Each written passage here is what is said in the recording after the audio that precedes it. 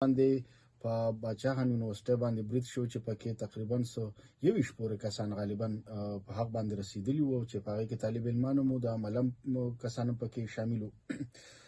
ایمل ولی خان نن هلته کې ورغلی دی، یو تقریب اهتمام یو دوایه شان تقریب و. الف خان په دغه اړه باندې ایمل ولی خان هلته سو وی لږ راسره د هغې خبرې شریکې کړه. ایمل ولی خان خو چونکې ټوله د عوامي نیشنل پارټۍ مشران کشران ورسره وو او ښه پوره په دغه باندې نو څه خبرې وشول هلته؟ بالکل نن ډیره مهمه ورځ ده او دغه ترهګري چې شوې وه په باچاخان پوهنتون کې، نو په دې کې د هغې نه مخکې ډیپټي کمشنر چارسده هغه هم هغه شهدا یادګار ته لاړه. کرنل صاحب مو دې ځای چې کوم آرمي والا پاک آرمي والا مو هغوی هم هلته کې لاړل، په هغې باندې ګلونو څادر واچو.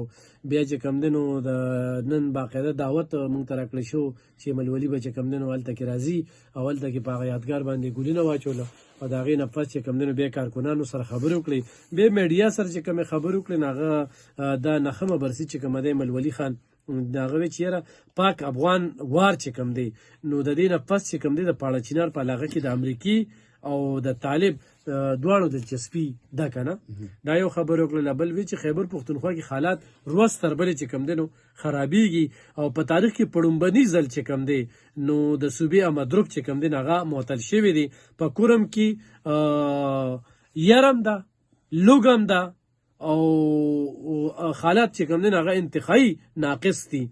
د کورم حالات چې کوم دی نو په هغې کې صوبایي حکومت چې کوم دی دلچسپي نه اخلي.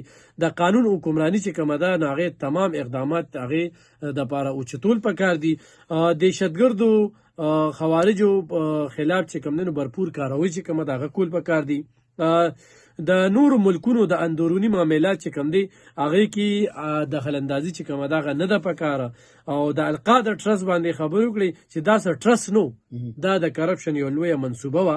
او دغه شانتې عبدالولي خان په خپل کتاب کې لیکلي چې جماعت اسلامي چې د دې چې دا کوم اړخ ته ولاړي نو هغه اړخ ته به نه ودرېږي، بل اړخ ته به ودرېږي او بل یو لوی الزام ولګو چې دوی ته کم فنډینګ کېږي دا د امریکې نه ورته کېږي.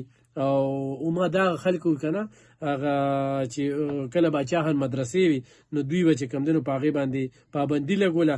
بل د پوج او د اسلام په نوم باندې چې کوم دی نو جوړ شوي جوماتونه چې کوم دی هغه خطې ته چې کوم دی نقصان رسوي او اسټیبلیشمنټ چې کوم دی نو هغه چې خپله غلطي چې کومه ده هغه تسلیموي نو د هغې د ازالو کي او سهولتکارو سره سره چې کوم دی کومه کاروي کېږي که نه نو چې چا د 40,000 طالبان رخا کړي دي نو د هغوی خلاف ته خو هم کاروي شي. داسې نورې هم ډېرې خبرې شوې وي خو بله خبره دا وکړه چې یاره 9 کاله مخکې چې کوم حالات وو نن هغه حالاتو کې څه کمې نه ده راغلې، ترهګري هم هغه شانتې روانه ده.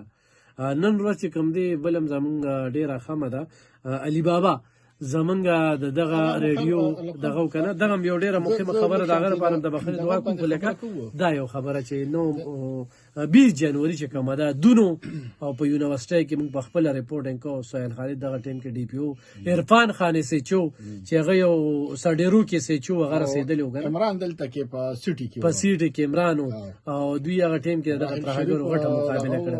راحیل شریف آرمي چیف و، ځکه زما په ریډیو پروګرام و. صحیح علم خان داسې ده زه تاسو سره لږه خبره کوم د کورم په حالاتو باندې به خبرو کوم.